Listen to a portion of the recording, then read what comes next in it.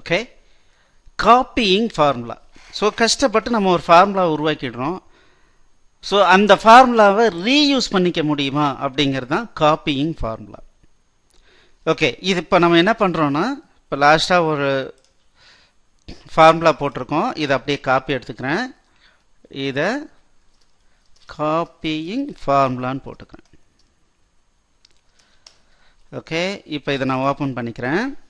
இப்போ நான் என்ன பண்ணுறேன்னா, அடுத்த லைனில் 33 இங்கே 3ன்னு போடுறேன்.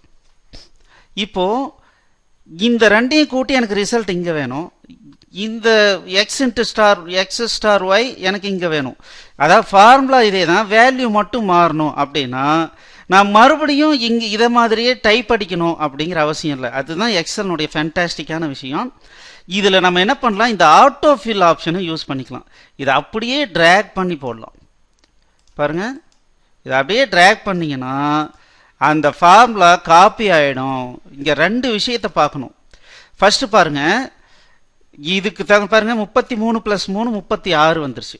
33 × 3 பார்த்தீங்கன்னா 99 வந்துருச்சு. 33 - 3 30 வந்துருச்சு. 33/3 பார்த்தீங்கன்னா 11 இங்கே வந்துருச்சு. ஓகே, ஸோ அப்போ என்ன நடந்திருக்குன்னு பாருங்க. இந்த ரோவில் இருக்கும்போது இது D4 E4 இருக்கு. நான் காப்பி பண்ணனா ஆட்டோமேட்டிக்கா D5 E5 இதுக்கு தகுந்த மாதிரி காப்பி பண்ணும்போது அதனுடைய பொசிஷனை அட்ஜஸ்ட் பண்ணிக்குது. ஸோ இங்கே நான் காப்பி பண்ணா இதை ரெண்டையும் கூட்டி இங்கே போடல. அதுக்கு பதிலாக என்ன பண்ணிடுச்சு, இந்த கரஸ்பாண்டிங்காக இந்த ரோவில் இருக்கிற வேல்யூஸை எடுத்துக்கிச்சு. இதுதான் இதில் ரொம்ப ரொம்ப ஃபேண்டாஸ்டிக்கான ஒரு விஷயம். ஸோ இதனால் நமக்கு என்ன அட்வான்டேஜ்னா, நம்ம பாட்டில் போட்டுட்டு போயிட்டே இருக்கலாம்.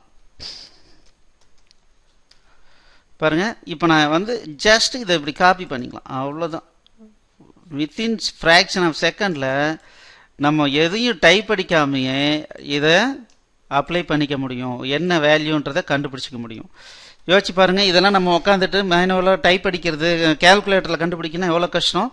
இது ரொம்ப ரொம்ப ஈஸியான விஷயம்.